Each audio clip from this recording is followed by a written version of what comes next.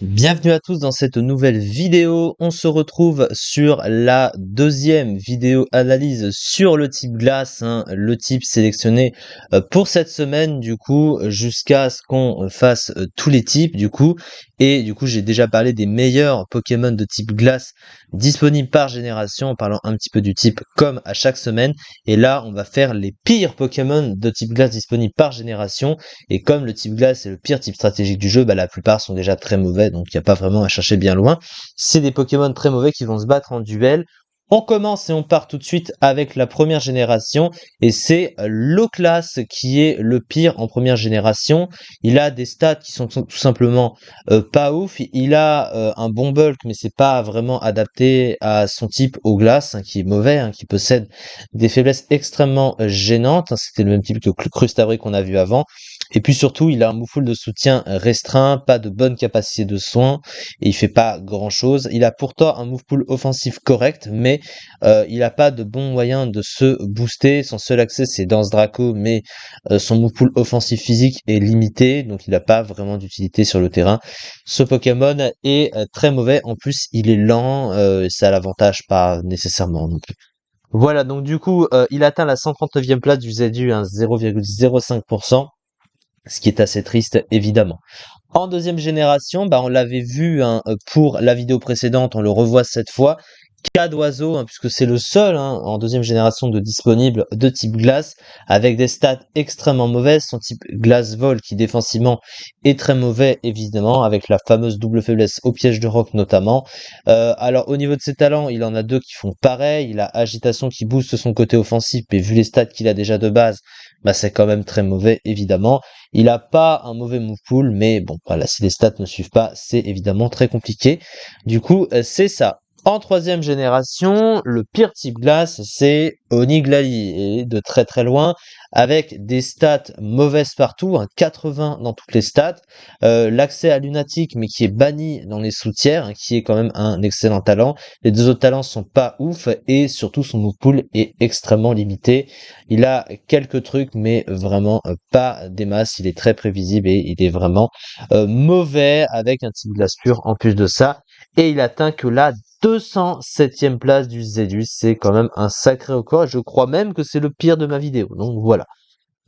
Ensuite, alors en quatrième génération, c'est mitigé.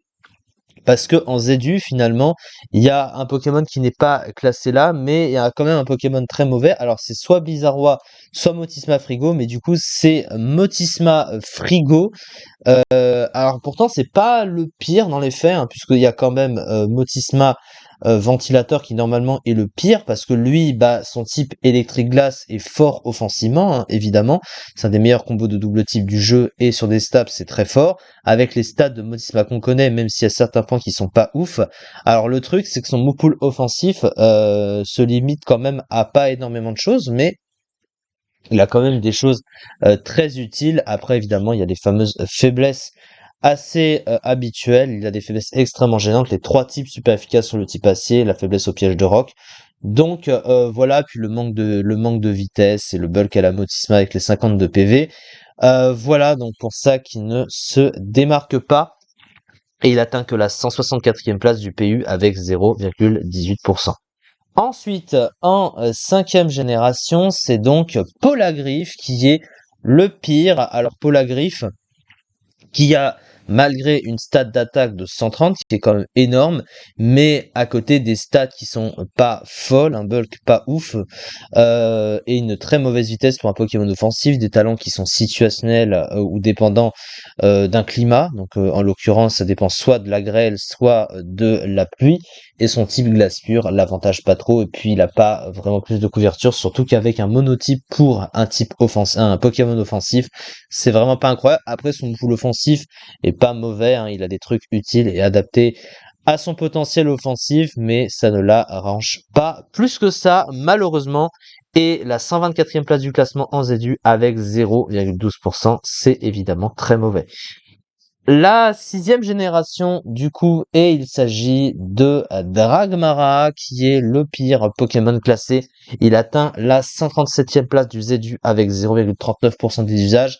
Alors le truc, Tout n'est pas si mauvais que ça non plus, mais son type roche et glace, comme la plupart des combos de stab avec le type glace, bah, défensivement est très mauvais, avec 2 WS au type combat et acier aussi notamment. Ses stats, elles sont pas ouf. Il a un bulk, bon, à dire qu'il a une défense spéciale correcte, mais bon, c'est pas non plus ouf. Et surtout, il est lent, il tape pas assez fort.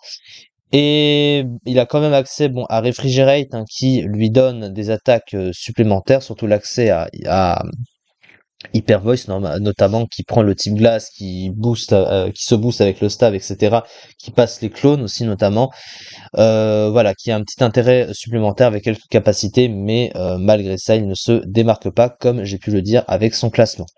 La 7e génération, c'est Sylvalier Glace, encore une forme de Sylvalier, et on va être habitué à ça, parce que bon, il est obligé d'avoir l'arôme glace, hein, pour changer son type Sylvalier, puisque c'est comme Arceus avec ses plaques. Il a des stats de 95 partout, donc c'est des stats moyennes partout.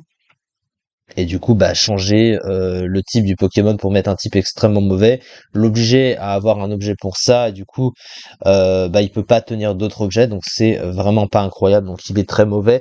La pire forme de Sylvalier d'ailleurs existante, quoique non, il y a celle de type insecte qui est en dessous, mais du coup 267e place du classement en ZU. En fait, c'est pire que Oniglali, donc c'est lui le pire du classement. Et pour finir, c'est Monsieur Glaquette en 8e génération qui est le moins bien classé, avec un type glace et psy, hein, qui possède énormément de faiblesses, 6 faiblesses pour 2 résistances à ses propres stats, c'est vraiment pas ouf. Il a une attaque spéciale correcte mais pas incroyable, un bulk moyen et une vitesse pas ouf, donc voilà, c'est vraiment pas incroyable. Son move pool est quand même assez bon, hein, il possède pas mal de trucs, mais voilà, les stats ne suivent pas et le type ne suit pas, donc ça ne va pas plus loin que ça.